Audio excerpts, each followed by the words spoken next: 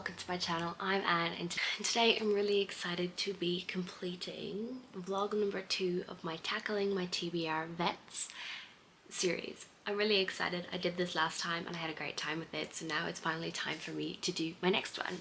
So we have my trusty pumpkin pot here. I think it's a pumpkin. I still don't know what it is. I think it's a pumpkin. I've got my trusty pumpkin pot and I have it full of books, and I'm going to pick out one for now. I will read that book and then I will pick out another one, and so on and so forth. So let's go with this one. I don't know what it is, and oh, that's 2. I'll just go with the one that's already in my hand. So we've got that. Hands Up by Stephen Clark, I'm pretty sure it is. I will go grab it and I will talk to you about it.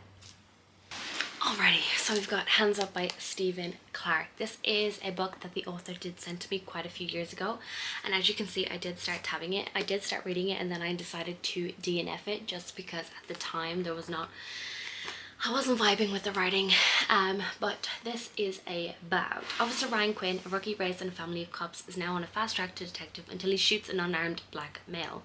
Now with his career, reputation and freedom on the line, he embarks on a quest for redemption that forces him to confront his fears and biases and chooses between conscience or silence. Jade Bakefield is an emotionally damaged college student living in one of Philadelphia's worst neighborhoods. She knows the chances of getting an indictment against the cop who killed her brother are slim. When she learns there's more to the story than the official police account, Jade is determined, even desperate, to find out what really happened. She plans to get revenge by any means necessary. Kelly Randolph, who returns to Philadelphia broke and broken after abandoning his family 10 years earlier, seeks forgiveness while mourning the death of his son. But after he's thrust into the spotlight as the face of the protest movement, he disavows criminals' past, resurfaces, and threatens to derail the family's pursuit of justice. Ryan, Jade, and Kelly, 3 people from different worlds, are on a collision course after the shooting as their lives interconnect and then spiral into chaos. I'm a bit worried about this one. I know because I did DNF it, there was some not so great things in this, and I remember things that just didn't really sit with me. So I will start reading and I'll update you guys. I don't know about this one.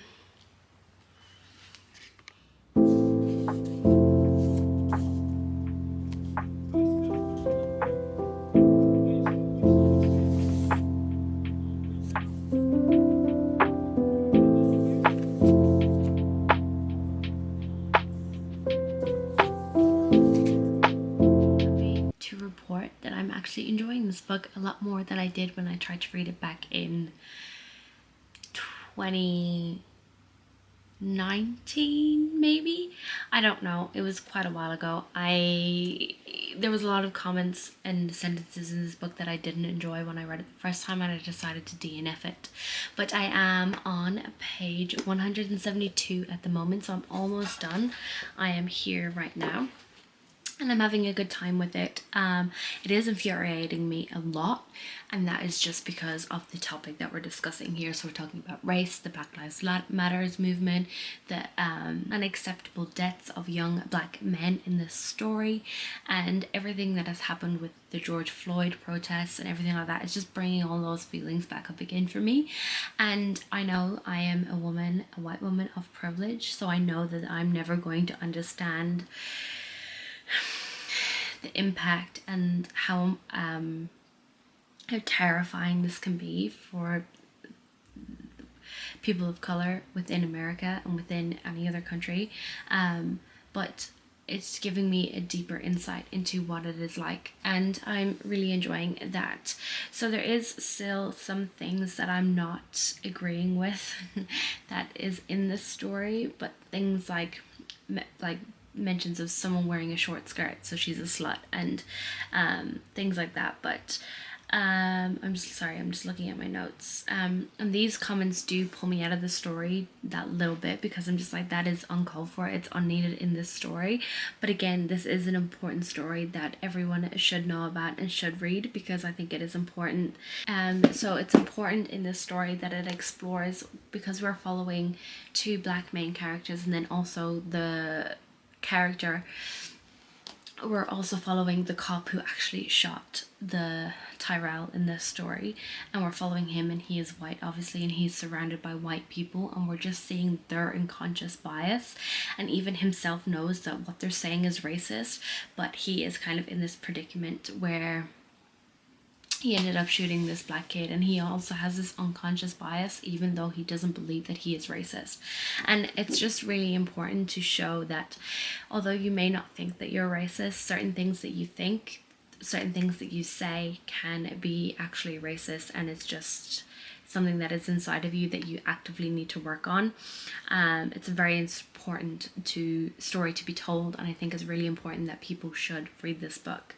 So yeah, one thing I would say is just be aware going into this story. There is a lot of racial slurs. Obviously, this is a charged story following the deaths of black people within this story, so there is those racial slurs, and there is protests, and there is mentions of self-harm and self-harm ideation, so just be aware of that if that is something that does trigger you. But again, I'm having a good time with this. I am enjoying it. There's a lot to dig into here in this story, and I hope I've kind of explained it in a good way. And yeah, I'm enjoying it. I will probably finish this tonight. If not tonight, definitely tomorrow. But yeah, I'm happy that I've given this a second chance, and I decided not to get rid of it when I DNF'd it many years ago.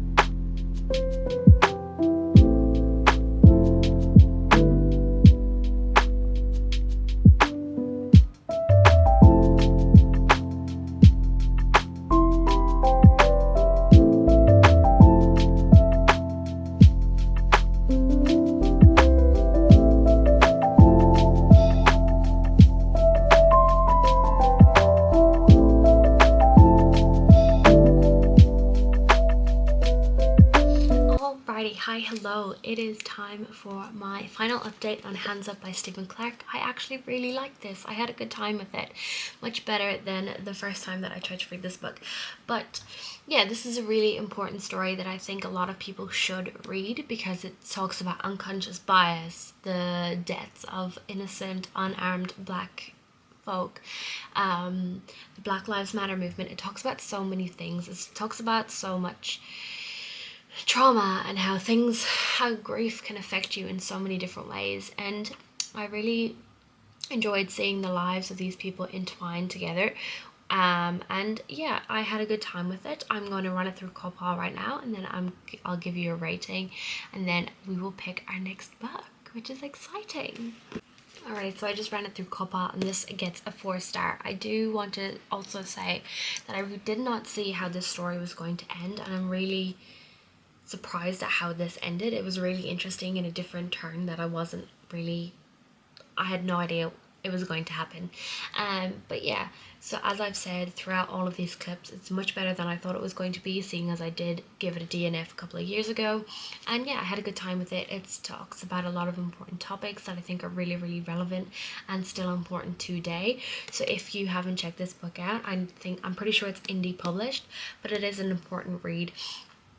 And just remember that there is murder of young innocent black men in this story, And there is also trigger warning for self-harm and self-harm ideation. So if you're triggered by that in any way, please be careful and don't read this. So it is time to pick my next book, and I'm kind of scared because this went really well. I gave it 4 stars if I didn't mention. Did I mention that? Anyway, it's time to pick the next one, and I am scared. This one.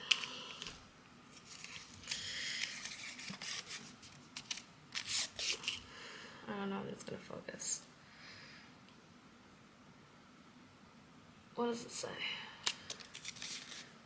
13. Oh, is that one? I think it is. Okay, I'll go grab it.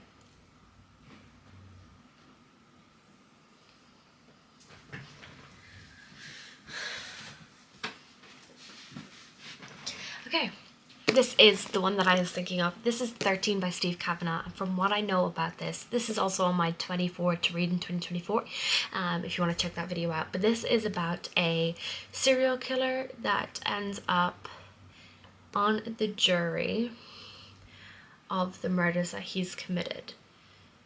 But obviously he's on the jury.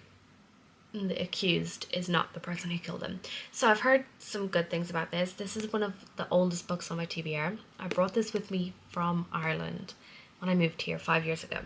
So it's another short one, which I'm excited about. It's pretty itty bitty, and it is a thriller. So the serial killer isn't on the trial. He's on the jury.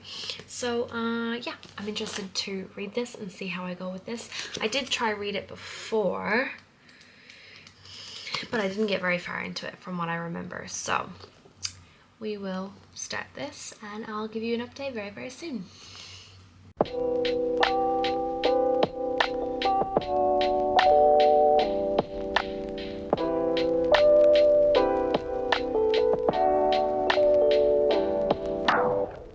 Alrighty, hi, hello. It has been a little while since I start reading 13 by Steve Kavanagh. I am 232 pages into this, and honestly I don't have a lot of feelings or thoughts towards this book. And as I start reading this, I realized that this is actually part of a series.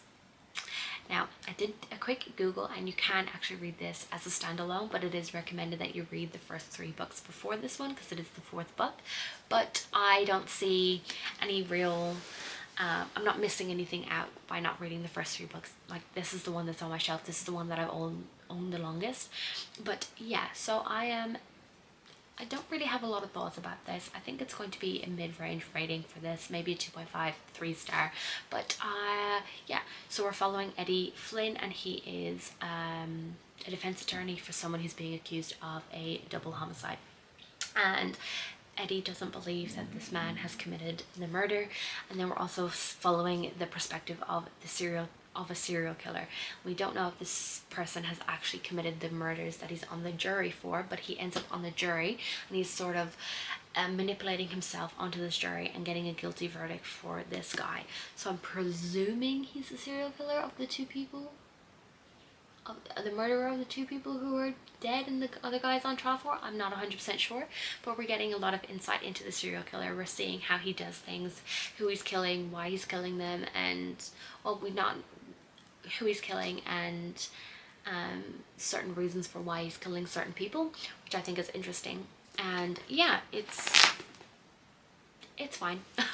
I'm not loving it, I'm not hating it. It's going to be a mid-range rating. So I will be definitely, probably, most likely finishing this tonight, and then I will do my 3rd pick for the jar, which I'm really excited about.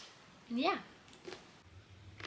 Good evening. So it is the same day, and I have finally finished 13, and I've just put it through Caldwell, and I'm actually quite surprised that it came out as a 4-star read, which is quite surprising. I actually quite enjoyed this one towards the end.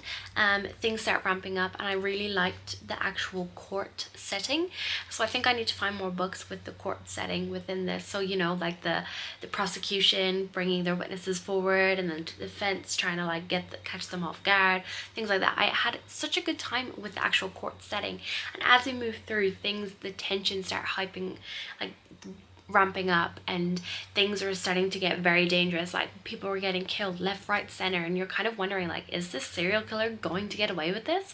And then as all the clues start coming together, and we start seeing how this person has gotten away with this for so long, and what his motive is, and it was just really, really interesting.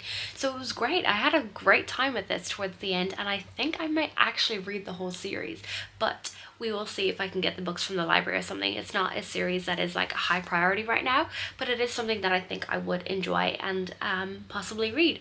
So I might go back and start the series from the beginning, and then carry on, because I think this might be the last one in the series, or there might be some more after this. I'm not 100% sure, but yeah, so that is a success. So I've had 2 4-star reads so far this vlog. Am I going to continue with a 4-star, or even get a 5-star? Let's find out. So I've got my trusty pumpkin pot, and I am nervous again to pick this up, because I don't remember any of the books that are in here, and it's terrifying. So let's go down the bottom here. I think there's a few in there. Okay, I think this is just one. I don't know if you can read that. Can you see it? I don't know. Harrow Lake. Ooh. Okay, let me go find it, and I will be right back. Okay, ignore the mess, but I think it is on one of these bookshelves. From the last time I remember seeing it, I think it's on here, but we will have a quick look, because these shelves are actually like fully double stacked. So let's have a look.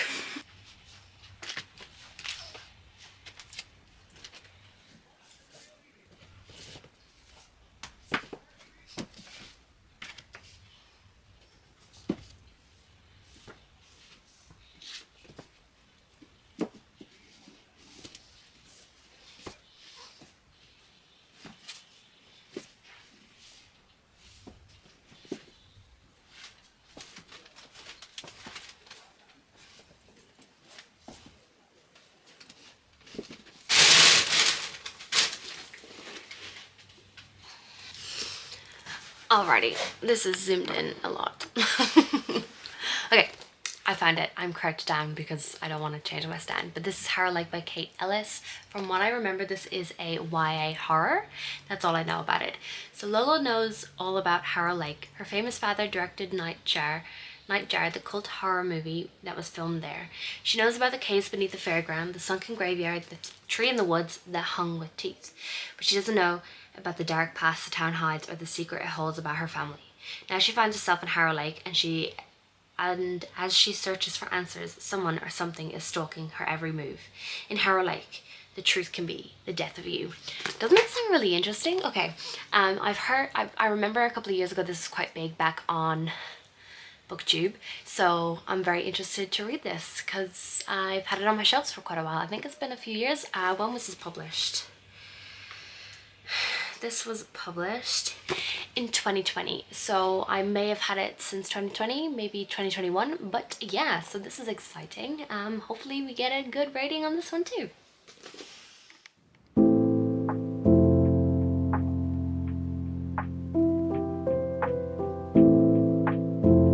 Alright, so I am pretty much just... Let's change the angle. Why not? Okay, so I've just read the prologue. So I am on page 9, and this is very interesting. So it opens up straight away with a interview between the director of the film, and they're talking about this mysterious disappearance that happened with the cameraman. And then the interviewer brings up, oh, talking about the strange disappearance of your cameraman when you're filming this movie 20 years ago, what about your daughter who disappeared at the same place? Even though you're saying like there's nothing weird happening here, it was just a like coincidence that he disappeared. And there's all these rumors about a Mr. Jitters. So immediately, like, you know what's going to happen within this story, which I find interesting. I've been reading a lot of those lately, and I'm just really loving that you start the story knowing how it's going to end, and you're kind of like just watching all the events unfold as you go back in the past. And I always really I'm always interested in that, and I always really like that. So I'm very intrigued by this now. I have a feeling it's going to get creepy because they speak about being in caves, they're hearing weird noises, and then someone called Mr. Jitters that the town has this superstition about that is grabbing people. And it's very interesting, and I am excited to carry on. I just thought I'd give you a quick update because I already have like, my brain is already like, oh my god, this sounds so good, and I'm so excited to read this. So I am on chapter 1, so we are going into 1 year earlier, and we are in Lola's point of view, who is the girl who has gone missing, or so the interview has alluded to. So I am on page 9, and we shall carry on.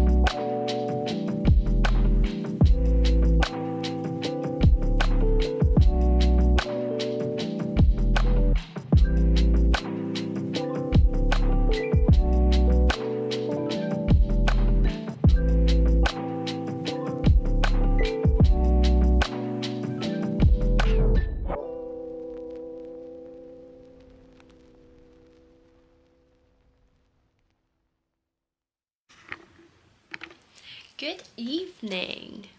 I just came home from work. It is Monday morning, and I just came to say that I finished Harrow Lake by Kate Ellis. I gave this 3 stars. I know I updated you when I first started the story, and then yesterday I continued reading, and I just wasn't feeling great to be in front of the camera, so I just didn't really want to get in front of the camera and talk about this book. But I thought this book was fine. It wasn't the best thing that I've ever read. It was a fun time. I read the whole thing. Obviously I gave it a 3 star.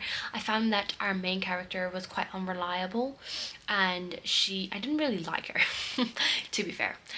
She wasn't a great character to follow. She was quite I don't know, she was odd. It felt odd to follow her story. She was seeing all these things. It was kind of weird. But yeah, so I gave this 3 stars. I found it quite eerie and creepy, but I did kind of guess how this story was going to end and where things were going to go. It was pretty obvious to me what was happening within this story. But yeah, 3 stars. So it's time for me to wrap up this vlog. I think it went really well this time compared to vlog number 1.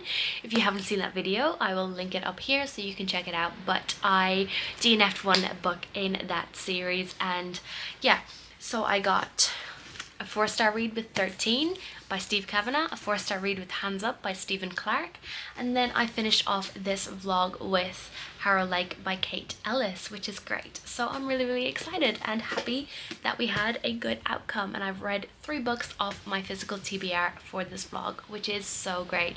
So if you like this video, make sure you give it a like, comment down below what is one of the oldest books on your TBR, and subscribe if you want to see more content from me. Bye!